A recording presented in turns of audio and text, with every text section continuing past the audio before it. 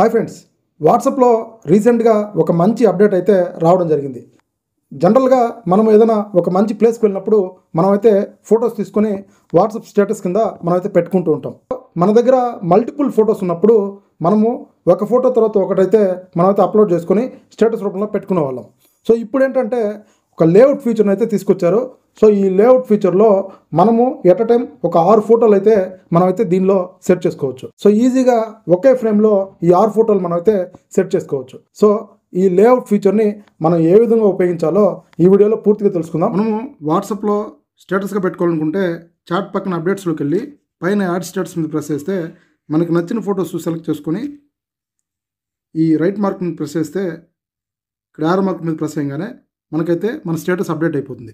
కానీ ఇక్కడ పెట్టిన 2 ఫొటోస్ కూడా సింగిల్ కనపడడం జరుగుతుంది. ఇదంతా పాత పద్ధతి.